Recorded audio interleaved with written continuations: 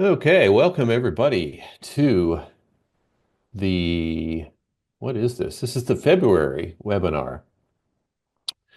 February Carrier's Edge webinar, Inside Enforcement. And I think everybody is joined now, so I can kill the share and we can actually get to the content. I'm Mark Morrell, president of Carrier's Edge, and I'm joined today by Bud and Alf from Frontline Commercial Vehicle Solutions. And obviously, there is a fair amount of interest in this subject because we had far more registrations for this than we normally do. And certainly more than our last session a couple of months ago, where I talked about the ins and outs of learning management systems. I won't take it personally. I know that you guys have got much more exciting stuff to talk about. So, on the housekeeping side, there is a Q&A panel where people can ask questions. If you have them, there is a chat there if you want to use that as well. This is being recorded, as you all know, and it will be provided afterwards. Recordings will be provided afterwards. And I think that covers us on the housekeeping side. So to start off with, I want to just go through and get a little bit of a background, give everybody a sense of your individual backgrounds and your experiences on the enforcement side. So Bud, joining us from Florida with not a very reliable connection while we actually have you Yeah. live here. Give us a bit of your overview of your background and how you come to be with us today. Okay. So was hired by the MTO in 98. Was hired to work at the scale as an enforcement officer. So I did that for about 3 years, just kind of learning the ins and outs of the components of the truck and what constituted defects, out of services, and so forth. In 2000, I became a provincial trainer. So the MTO trains all of their officers that are new hires themselves. So I became a provincial trainer. And then in 2002, I became a CVSA instructor. So new hires will first do basic training, which is the provincial training for Ontario. Once they've completed that and spent a little time on the job, they'll come back and do a 3 week course for CVSA, which is a North American course, which they have to pass in order to go back out and then get certified. In 2005, I became a school bus instructor. So we started inspecting school buses at terminals, and I instructed that. In 2013, I went into St. Catharines in the Carry Enforcement Program office. I served there as the liaison with OPP and municipal police for all things training as it related to them, as well as I assisted Alex, who's actually our third partner, in the provincial program that the ministry had for making sure all of our officers got refresher training, as well as setting up training for new hires. And then in 2016, myself and Alex Bouget left, and we started Frontline, which we've been going at since 2016. All right. That's quite a diverse background there. Alf, what about you? Yeah, good morning. So I started with the Ministry of Transportation back in 1987. Um, I started similar to Bud. I started at the Putnam Inspection Station. Back then there was no hours of service. There was no daily inspections. We cared more about what side of the street you picked your cargo up on, and if you had a proper license to do that.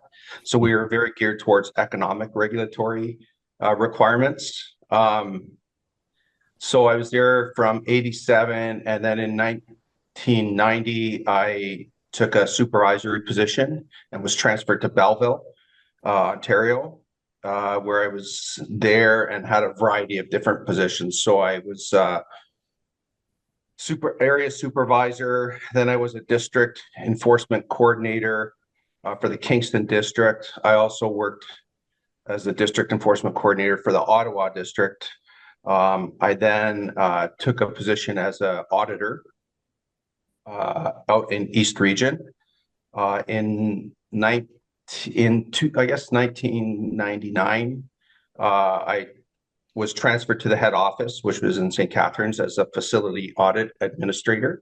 So I oversaw the audit program. We assigned audits to the auditors. We reviewed the audits when they came in, and we also were involved in what we called special investigations or high profile incidents. So if there was a high profile incident, myself and the other facility audit administrator would go out and do the investigation on that. From then, I was promoted to program evaluation. So I was involved with training. I was involved with looking at the key performance indicators for the officers, for just kind of data analysis for the province regarding the enforcement program.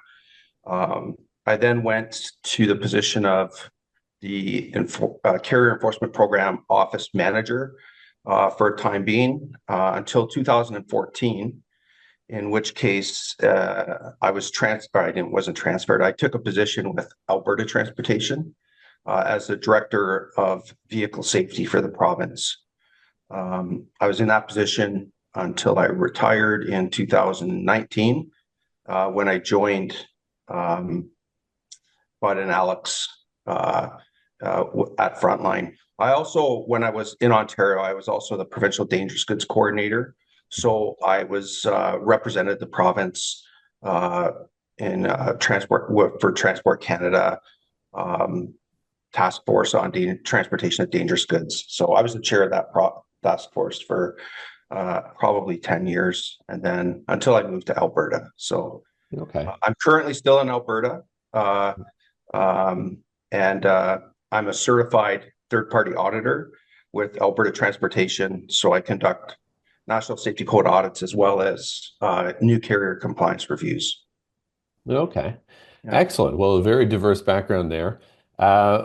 One of the things that I wanted to talk about very early on in this is that what we've noticed, and I'm sure you've noticed as well, that even though enforcement tends to be very localized, it is under the authority of a province or state that is sort of operating it, there are a lot of commonalities across all jurisdictions. So certainly through CVSA, you would see this, and Alf working in different provinces, you would see this as well, that yeah, there are small differences here and there in terms of limits and things like that.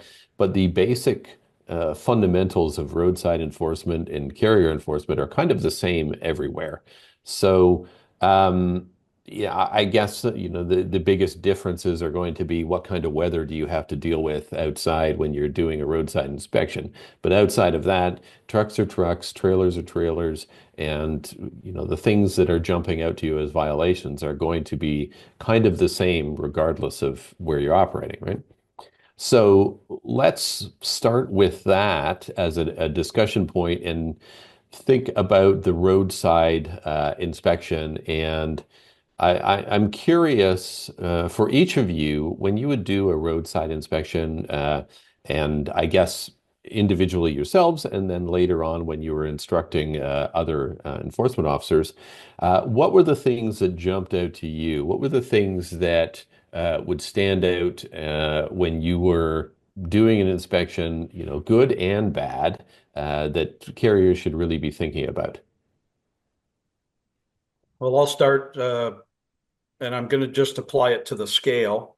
Mhm. And the first thing is that in most of the scales in Ontario, anyway, the vehicles as they exit the highway will pass over what we call a weigh in motion, which is going to do a number of things, including measure axle spreads, weigh the axles, and depending on the scale itself, it may do other things like measure the heat coming off wheels and so forth.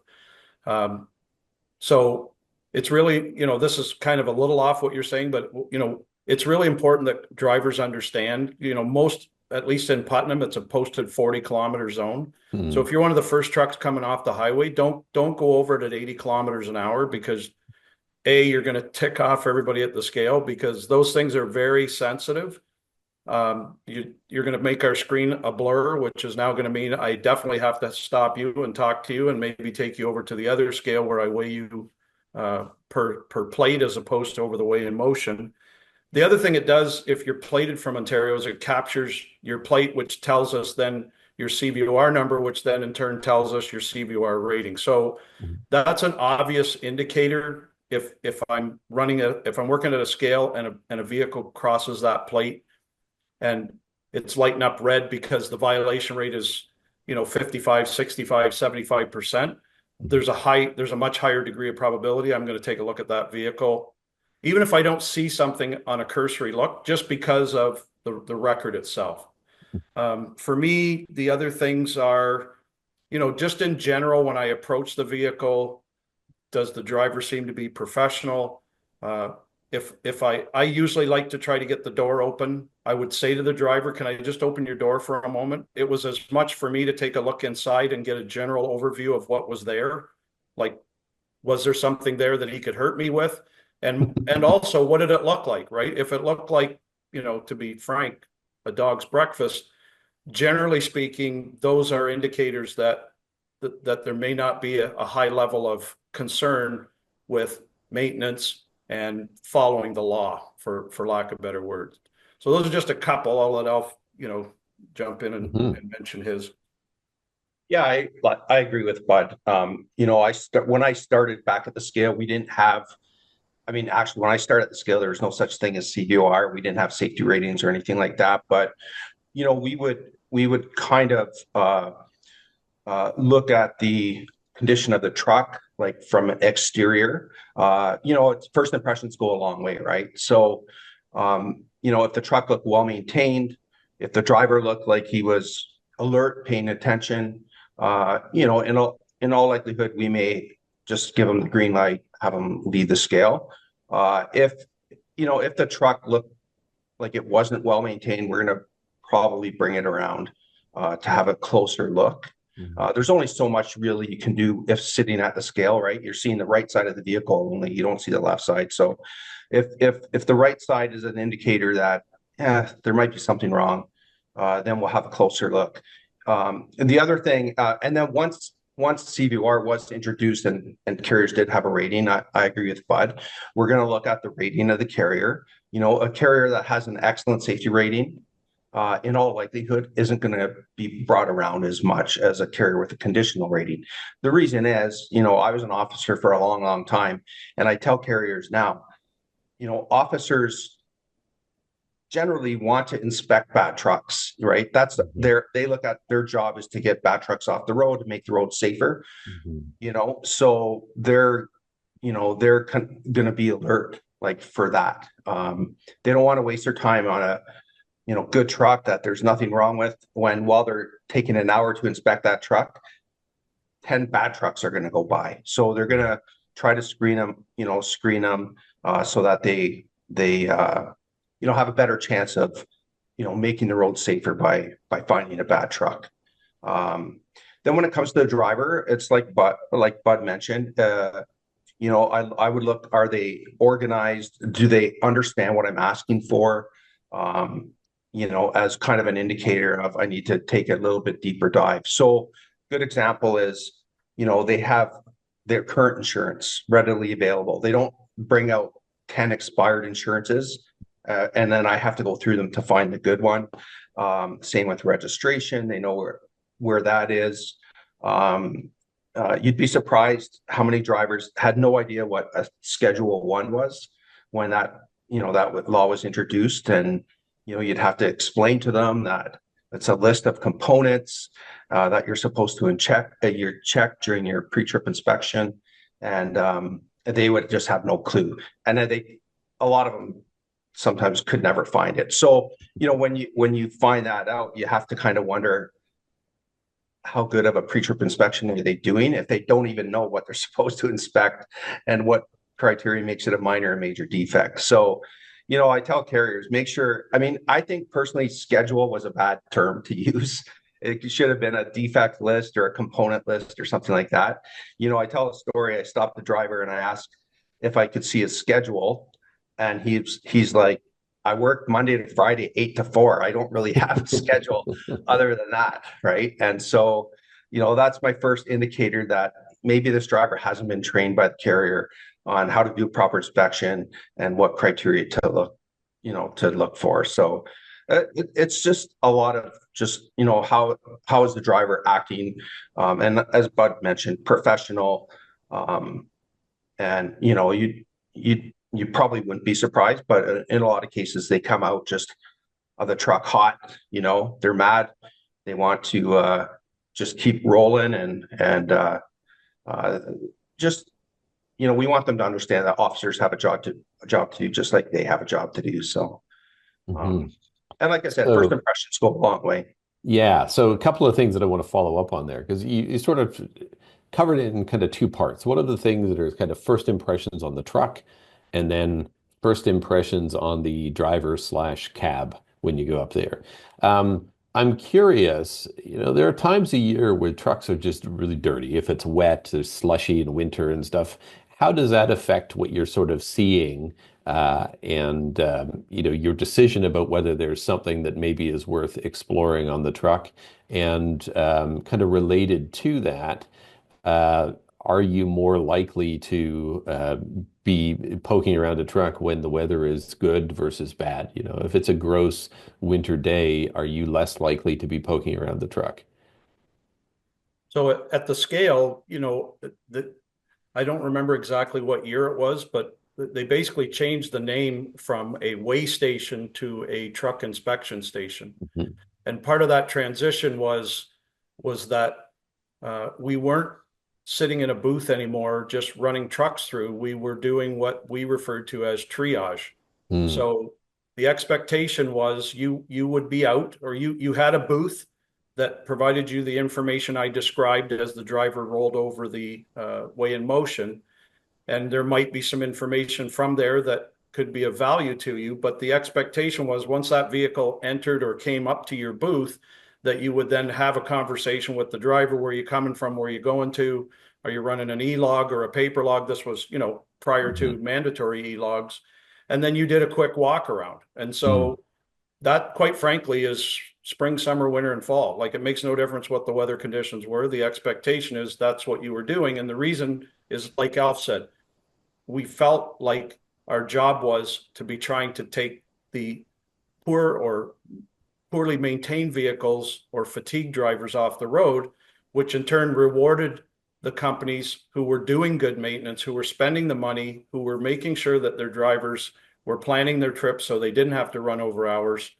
And so, the last thing we want to do when they're already doing that is to take them off and say, we're going to spend the next hour plus looking over your vehicle and likely not going to find anything.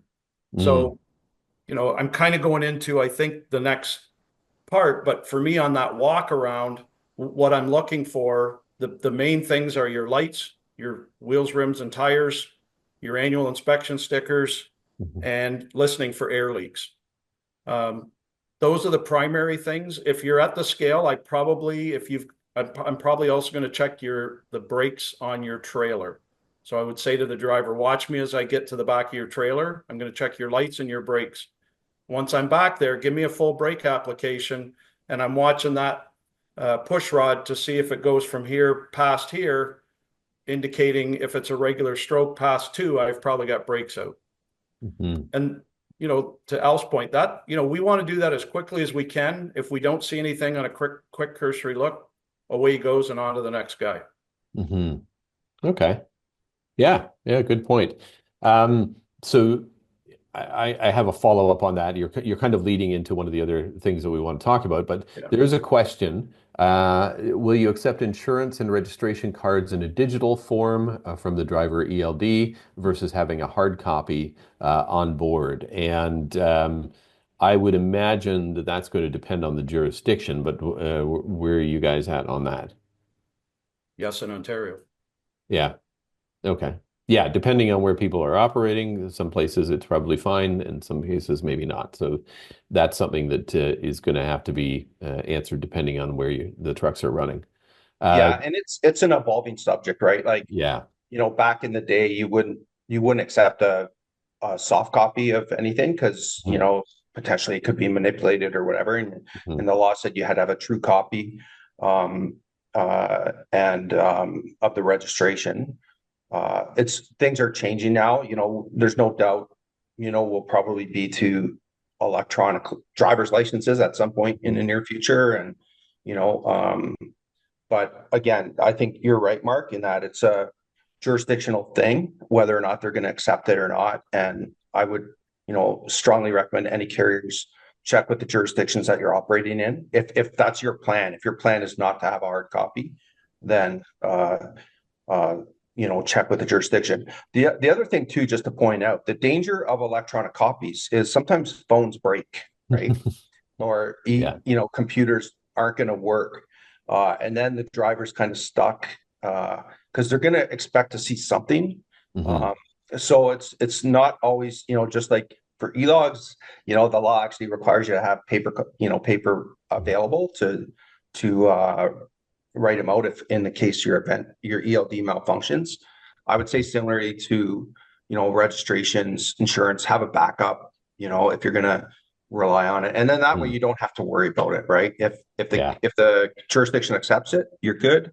If they don't, you have a hard copy to produce. Yeah. The You thing, never the want to thing, be relying on one single thing. yeah, you're right. Yeah. Hmm. Yeah. So it's something that I was going to bring up later, but you touched on it, Bud, earlier, and I think it is really important for people to hear about this. This you're talking about when you inspect, you want to inspect bad trucks. You want to inspect people that are problems and kind of remove those, and to reward the people that are investing in maintenance and driver training and qualification and all that other stuff. And I think that's a really interesting point that others, generally people don't think of it that way. But you said when we were prepping, one of the things that you talked about is that um, you want to work with drivers and try and educate them where you can, but you see your job as there to level the playing field and to kind of remove the people that aren't investing from the roads to benefit the people who are. I thought that was a fascinating perspective. So I'd like to hear you expand a little bit more on that and you know what you did with that. I think the big thing for carriers to understand is that when we bring new officers onto the ministry, the message is very clear from the top down that we're looking to try to be collaborative with the industry. We want to be in partnership with the industry. And that doesn't mean every time you stop somebody, you're looking to see how you can issue a ticket. Now, the unfortunate reality is there are some officers that that's what they do.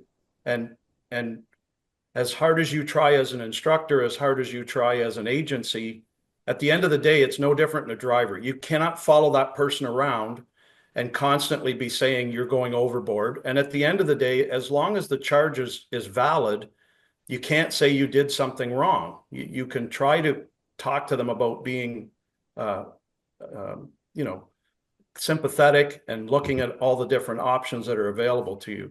So in a perfect world, you would level the playing field by looking at the whole situation in its totality to determine how am I going to deal with this person. So I see an issue, I pull them in, I do an inspection, I have out of service defects. That's number one, leveling the playing field, because now, number one, the out of services are going to result in CVR points. And number two, the vehicle is going to sit here until a mobile service comes or they send somebody themselves, which is time and money. Mhm. Now, based on their record, based on the driver, based on a lot of things, am I now, in addition to that, going to uh, uh, use some punitive damage to also try to level that playing field? And that's probably going to boil down to previous record. What do I see? Is this the first time or is this the third or fourth time? And you can do everything from issuing a couple of tickets to saying, I'm not even going to issue a provincial offenses. I'm going to go long form and make these guys come to the court and let a justice of the peace decide what the fine it should be, because they're just not getting it. And those are all things that are in a driver's officer's toolbox to be able to, as you said, level that playing field. Hmm. No, I think that's a really interesting perspective. And I think people don't really see it that way, or they don't think about it that way. They think that in a lot of cases that enforcement is out there to just slap them all the time and find every little tiny thing that they're doing wrong and just trying to ruin their day. And this is a whole different perspective that all of us collectively are focused on road safety and keeping the roads safe for everybody. And on top of that, you're looking at it from a perspective of the bad apples that are out there are skewing the market by you talked about it before because they're undercutting others. They're not investing in the things that a good carrier should be investing in. So as a result, they're going to be cutting corners on pricing and they're going to be skewing the demand in the marketplace. And there's going to be a whole bunch of other economic implications. So you're kind of looking at it and how it sounded to me when you first talking about it is you're looking to do your part to try and balance the market a little bit, get Right. get the bums off the road basically. And Yep. so that to me suggests that the good carriers should really be your best friends. They should really be the ones that you're working very closely with. I think that's a really great approach. Let's talk a little bit more about the education part of it and instructing the officers. And you're talking about their objectives. So take us through that process of the kind of things that you're trying to instill in them, what you see as best practices for officers, and how you try and build out that network of really competent enforcement officers. I think what people have to understand is you have when I was doing the job, there was upwards of 250 enforcement officers across Ontario alone. And at the end of the day, they're enforcing law, which we all know is interpretive. We all know, that's why there's courts, and that's why we go to court and one person says one thing and the other one completely disagrees with it. Mhm. So it's not an easy thing to keep 250 people on the same page when it comes to how you're going to deal with the trucking industry across the province. But one of the things we did when I was in head office, and I'm quite sure they still do, is any concerns that we had that came from industry, we would keep track of that. And what we were looking for was, is this an issue that's kind of limited to a pocket in the province? Like, is this just kind of a Eastern Ontario issue or a Northern Ontario issue, or are we hearing about it all across the province? And so what we were doing was we were building a lesson plan for the refresher training that we were going to do in the spring. MTO does refresher training every year. They update officers on any change to legislation. They go through the CBSA out of service handbook to go through any changes that have happened there. And it's head office's opportunity to kind of reel everybody back and go, look, there's some things that are happening that shouldn't be, and we want to talk about why it can't continue to go on. And again, if it was just a pocket, we'd deal with it when we were in that location. If it was across the province, we might even somebody might even write a guidance or a policy on it so that we could eliminate any questions as to how something should be dealt with or not. And it was all with the goal of, again, trying to provide everybody that passed through Ontario with the same experience, whether it was in Eastern, Northern, or Western Ontario. It can't be done because you're dealing with people, but we did the best we could. And, I can tell you with all honesty, there was many times where we would go and we were very blunt with officers in saying, this is what we're hearing is happening. If you are doing that, you're not right, you're wrong. And if things go bad enough, you're going to be on your own. Like, we will come to court, and it won't be to support you. It will be to say that during refresher training, we plainly explained that this was the position of the ministry. And it was all, like I say, it was all in an effort to try to be as fair and compliant as we could with the companies. Mhm. Okay. Alf, One working of in the a things, couple of Mark, different jurisdictions. Go ahead. Yeah. I was just saying, so, the issue is really, the difficulty is that because these are provincial laws, every single police officer in Ontario is able to enforce the Highway Traffic Act, right? Mm. They don't necessarily and the police officers are not all trained thoroughly at the Ontario Police College on commercial vehicle laws. They get some really high level stuff, Mhm. but they then take it upon themselves. And I mean, what I used to say to the MTO officers is, we need help, enforce making the road safer. And why wouldn't we, trust our partners and police partners to help us with that? The problem is that sometimes they just don't understand, right? And I've had numerous cases where a carrier sent me a ticket where they got, and clearly the officer was wrong. And would have no problem, I think, like Bud said, calling the officer up and saying, "Look, I think you've interpreted this wrong. Um, this is what this section is requiring." And in the most, 99% of the time, still withdraw the charge. They just accept they made a mistake. Mhm.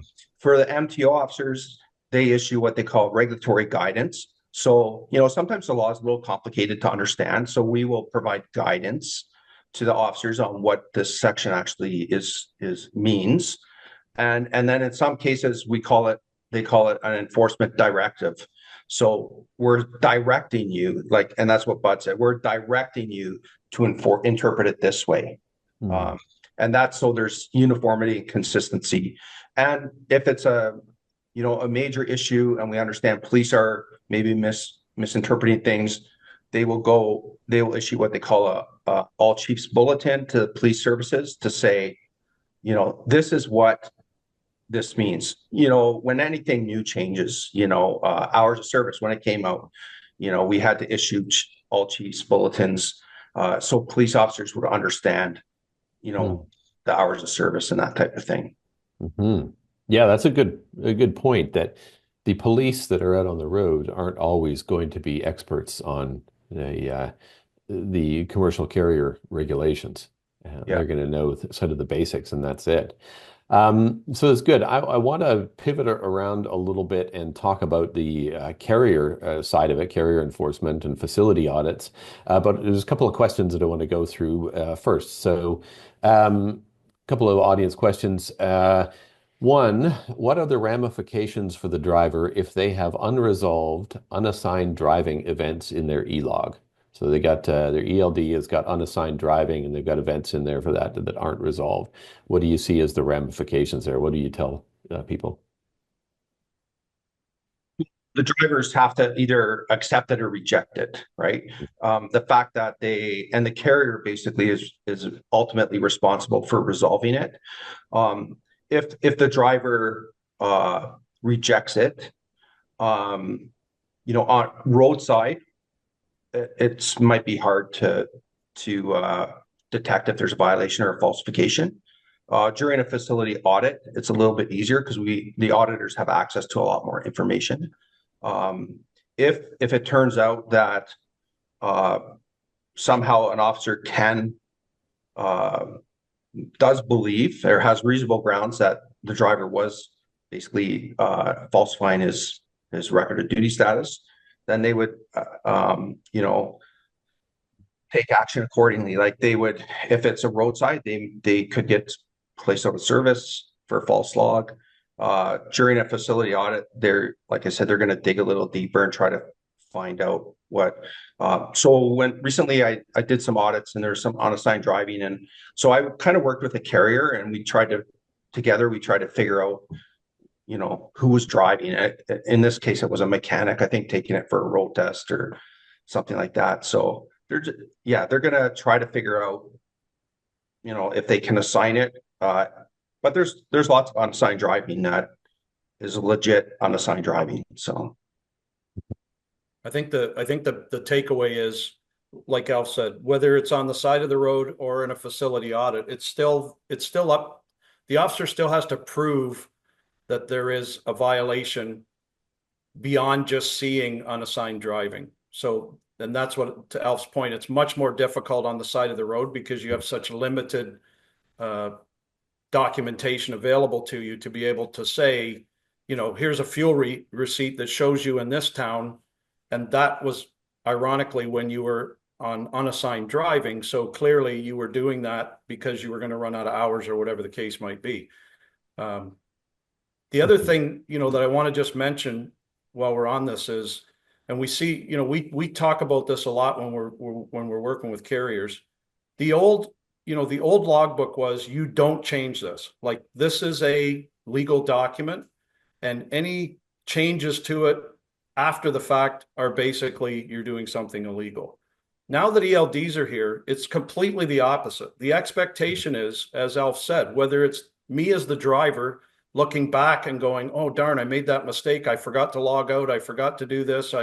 It shows to make that correction, or somebody within the carrier in the back office looking at that unassigned driving on a weekly or bi-weekly basis, seeing the issues, making that. Like, people still have this idea in their mind that if the ministry catches them changing something, they're doing something illegal. And with ELDs, it couldn't be farther from the truth. It's exactly what we want to see, quite frankly. As long as there's a good reason for it, Right, and it's exactly. backed up Yeah. by, Yeah.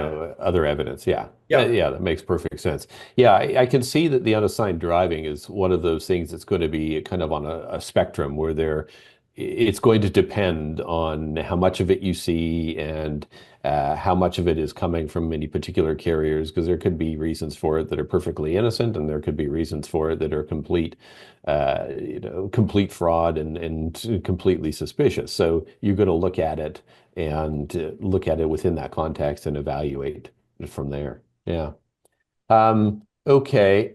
And another question, do you find that personal conveyance usage from US-based carriers are more problematic than Canadian-based carriers, which are allowed 75 kilometers per day? Very specific question on hours of service and personal conveyance. Yeah, I think, and that's going to happen because not having the limits in the U.S. I've audited drivers operating in the U.S., and like, from an old enforcement guy, I'd say the drivers are taking advantage of the situation for personal use. In Canada, I don't see that many people claiming personal use because of the restrictions, right? 75 kilometers, you have to be unhooked your trailer, not carrying a load. Mhm. I don't see the abuse, I guess, in Canada that I see in the US. And you don't see situations where US carriers are coming here and abusing it or misunderstanding the regulations. I haven't seen that Yeah. in audits. I'm not sure if roadside inspectors are seeing. I don't know if you've heard anything, but from the officers that you know. Okay. All right. Okay. So, Just the thing, I'll just say the thing is what we always tell carriers and drivers, kind of, you have to always remember, when in Rome, do as the Romans, right? So the fact that the US doesn't have restrictions, you're in Canada now, we have restrictions. And so you have to comply with Canadian laws when you're in Canada. yeah. Yeah. And I wonder how long that situation is going to remain in the US with people abusing it as they do. But we'll have to see. Okay, let's pivot for a little bit and talk about facility audits. The other side of it, we talked about dealing with drivers roadside and kind of best practices for what the drivers should be doing, and all of that is driven by what's happening at the carrier directly. So when you go to do a facility audit, are there things that have jumped out to each of you as sort of gotchas, or the most common things that you see, the problems that come out? What is your sort of high points, your kind of top five on facility audits? Well, I would say the lack of documentation is number one. Carriers are not documenting training that they're giving their drivers. I'm not saying they're not training their drivers, they're just not documenting it. And it kind of, we look at it that if it's not written down, it didn't happen type of thing. So, I just did a couple reviews last week, and it's the same issues, right? They're not documenting their maintenance inspections. They might be doing them. They're not documenting when they're, doing lubrications and that type of thing. And the law is very clear, right? You have to have the date, the odometer reading, and the nature of the repair or inspection or service. Just three things. It's relatively easy. but they're just not doing it. And the same holds true for documenting driver training. So I always tell carriers, the first words out of a driver's mouth when an officer stops them on the side of the road and finds something wrong is that my boss never told me I had to do that. Those are always the first words. The first words of a carrier when you go and do an audit is, I trained that guy to know, and told them where that insurance certificate was, but they don't have it documented. So that's a really, really important thing, not only as far as complying with the law, but as far as protecting your liability and proving a due diligence, right? That would be probably one of the most common things. The other thing is, carriers are getting abstracts, driver's abstracts, which they're legally required to do, but they're just getting them. They're not reviewing them. So we've seen in doing audits, I've seen mock audits that the carrier gives me a driver's abstract for a driver, and when I look at it, that driver was suspended for a period, and the carrier didn't know anything about it, yet it was right on their abstract. So it's always important, for carriers to review it and somehow document that you've reviewed the abstract and you think it's an acceptable driving record. So that, for me, it's just lack of documentation. I tell carriers, if you change the ID light this morning, you have to document that, right? The government gives you pretty wide range on your maintenance program. Do whatever you want to do whenever you want to do it, but whatever you say you're going to do, you have to do that, right? So if you say you're going to do it every month, don't do it every month and a half, because you're not doing what you say you're going to do. Right? Yeah. There's a hard stop there. If you say you're going to do it every month, you have to do it every month. So yeah, I don't. Bud, sorry. No, go ahead, Bud. What I would add, just to what Alpha said. So when it comes to maintenance, we hear people all the time say, when there's an issue, we make sure it gets fixed. And they'll say, isn't the most important thing to ensure that the truck is safe to go down the road? When we say, of course, that's the most important thing. But to Al's point, if you don't have something in writing, then you have nothing to go to court with. You have nothing to show the MTO. You have nothing to show your insurance company. So you have to have a written preventative maintenance statement that clearly says this is the schedule that we are going to bring our trucks. And we always suggest one for trucks and one for trailers, as opposed to just making a blanket statement for all your vehicles, because you may not require the trailers to be looked at as often as the truck. That's one thing. The other thing that Alf kind of touched on it is, we'll go in and look at 500 trip inspections and never see a single defect recorded. Now, we know that the drivers found stuff, but what they do is they find it, they go in the shop, they either take it and fix it themselves, or they just tell somebody in the shop, hey, this is the issue. They come out, and there's never a record of it. So again, if you want to go to any formal process, like any formal place, like a court or the MTO, ideally what you want is you want to be able to say, here's all the defects our drivers found, because they're recorded on their inspection reports. Here's all the work orders to show that once we became aware of it, we fixed it, and we did it in a fashion that Alf's already talked about that meets all the requirements. That's number two. Sorry. Well, I just want to underscore something there that I think is really important, because people have this idea that showing no defects is the best case, right? And it's unrealistic. This pretending that there's never anything that went wrong actually comes back to bite you later. You're much better to show, here are the things that went wrong, here's how we found it, here's what we did about it, and here's basically the audit trail to document it all. And then from there, you're in a much better shape, because you're clearly observing things that are happening and doing something about it. I've had drivers in training say, if I write the defect down, I'm throwing my owner under the bus. And I'm like,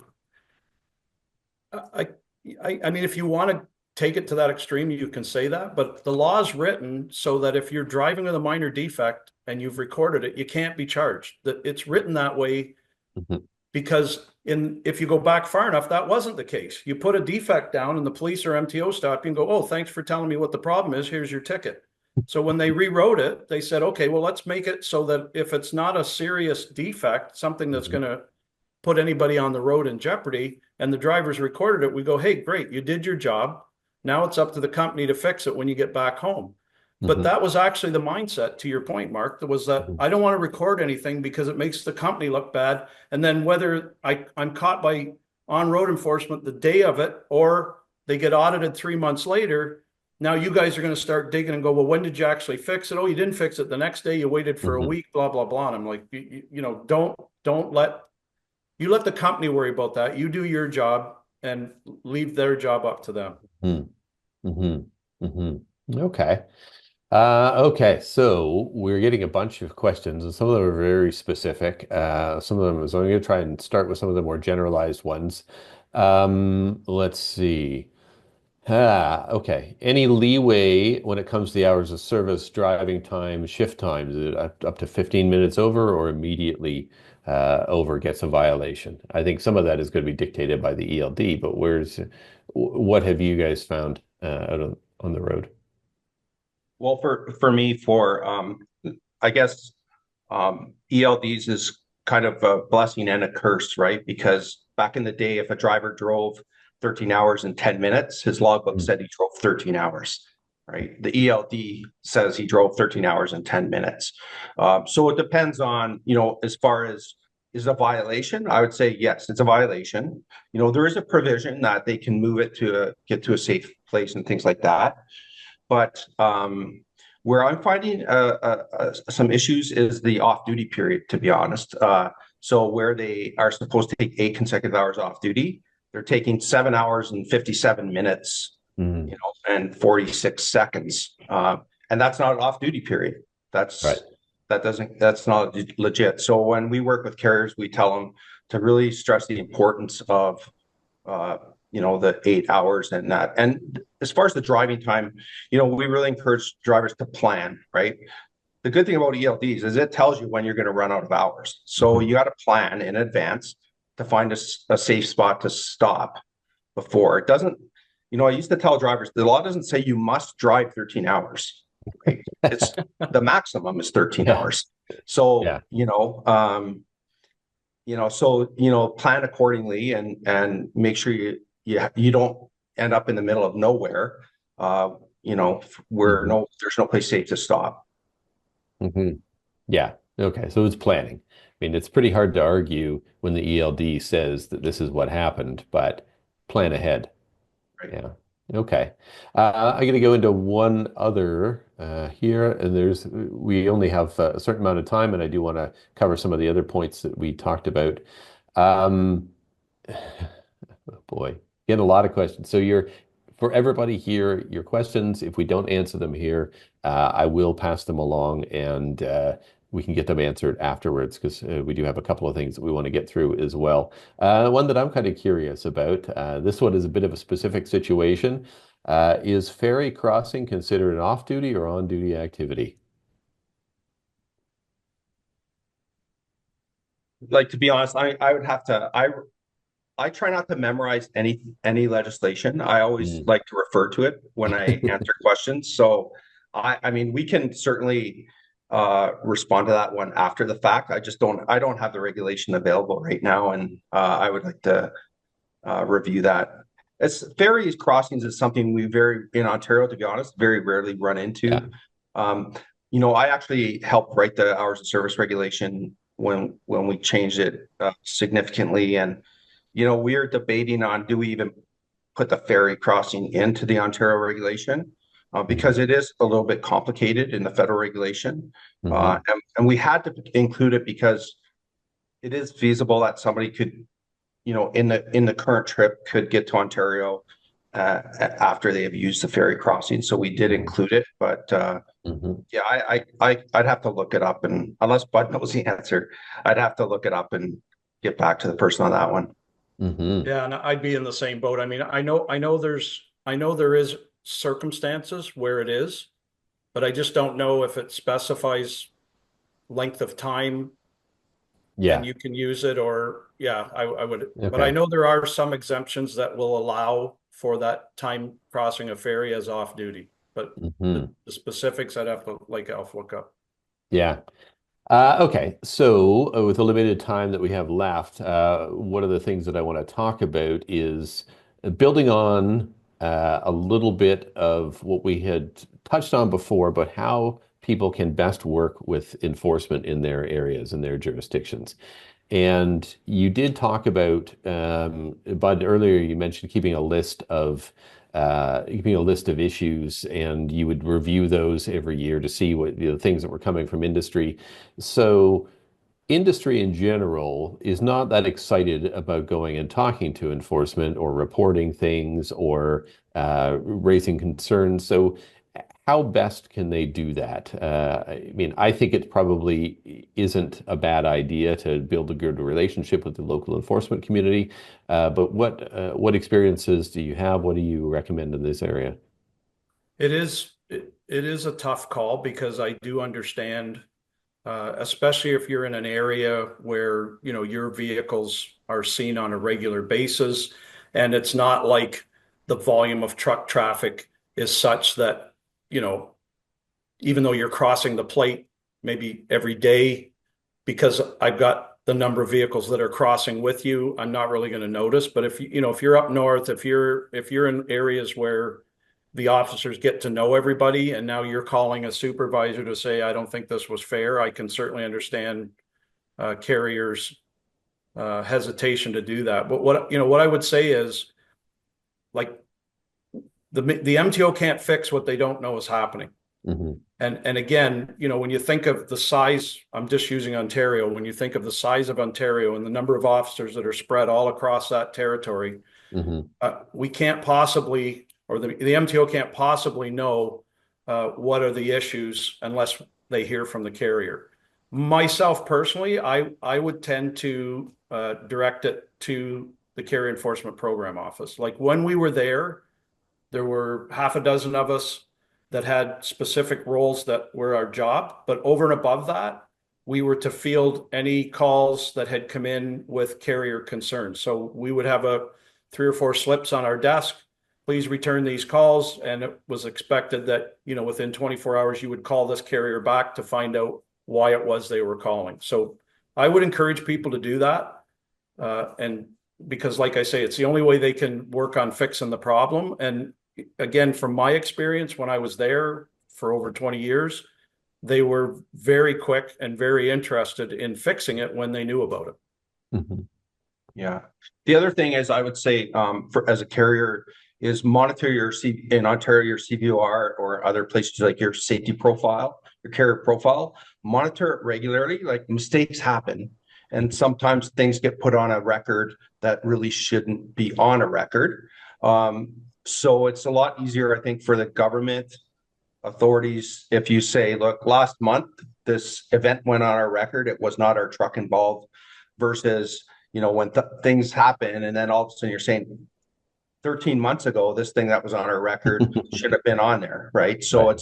it's good to kind of monitor it regularly, to make sure that, you know, the things that are on there should be on there.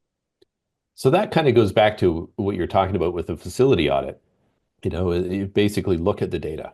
It's not enough to have the data. You should actually look at it. So you got to document things, but you actually have to look at the stuff that you've got. And if there's a mistake, you got to deal with the mistake. You report it, you talk about it. But you're talking earlier about driver abstracts and whether or not they actually have problems on them. And you have to look at these things and pay attention, because trying to do it a year or a year and a half later, it's not going to do anything. Yeah, exactly. And, you know, a lot of things go on your a carrier record that the carrier may not know about. So if I'm your driver and I get a speeding ticket today, I'm Mhm. probably not going to come back into the office and brag about I got a speeding ticket, or, you know, I'm going to hope that you never find out about it because I'm going to pay Yeah. it. And but the only way you're going to find out about it is looking at the CVR abstract or your carrier profile in other provinces, and like kind of nipping it in the bud, right? If you Mhm. have you have a bad driver, one bad driver can have a huge detrimental impact on your carrier record. Mhm. So it could And I'm not saying you fire them. I'm saying could identify training issues, Mhm. could identify, they just don't understand. There could be a language barrier. It could be a lot of things, right? So it's good to monitor that uh, Mhm. regularly. Yeah, yeah, excellent. Okay, so kind of summarizing a couple of the things that we went through on the roadside, the biggest takeaways that I had from both of you is that when you come into the inspection station, drive slowly, don't speed through it. Uh, be aware that enforcement is going to be looking at the truck for obvious defects and obvious problems. They're going to be looking at the carrier profile to see if there's somebody that's got a kind of a bad history and is warranting a lot of extra attention. And when you approach the truck, you're going to be looking inside the cab to see is everything organized? Is the driver polite and responding well? Do they have their files organized and they give you the stuff you need? All of that is going to give you a lot of information about whether or not you should be doing a lot more work with them. On the facility side, you're going to be looking at documentation, follow up. Do they have a program that they actually follow? Does their maintenance policy reflect what they're actually doing? And like you said, you can kind of have whatever. You've got a lot of leeway to set your own maintenance policies there, but you got to follow them, which was a really interesting statement because it mirrored almost word for word what we heard in an earlier webinar that we did with a transportation lawyer who spends a lot of time litigating on behalf of trucking companies. And it was the number one thing he said is as a problem area is people who don't follow their own policies. So figure out a policy that works for you and follow it. If it doesn't work, change it, but do something that you can follow.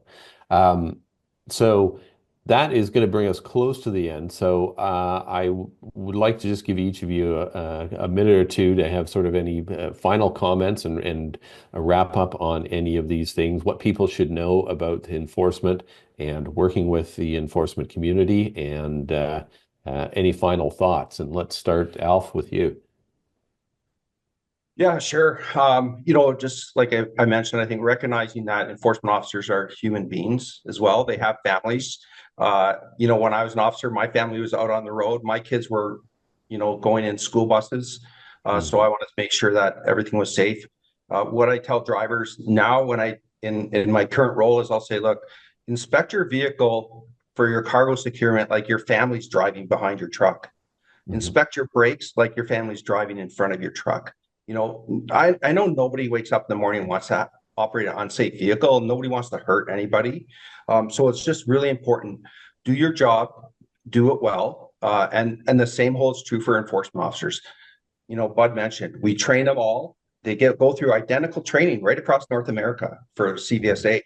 They have to do 32 inspections a year to make sure that they continue, their skills. Mhm. They have coach officers that watch them do inspections and that. Do the same for your drivers. Okay? Mhm. Don't assume that a person with a class A license or a class B license in Ontario knows how to do a pre-trip inspection or a class one license. You train your drivers and watch them do it. If they, I tell carriers, if your driver doesn't bend over, then they didn't do a proper inspection. So just watch them some days do an Yeah. inspection. And if they drive out the yard and they haven't bent over and checked the wheel nuts, then stop them and say, did you check the wheel nuts today? And so it's just, yeah, it's really important to do that. Okay. Bud? Well, I think everybody heard how important the driver's professionalism is with respect to the impression that we get.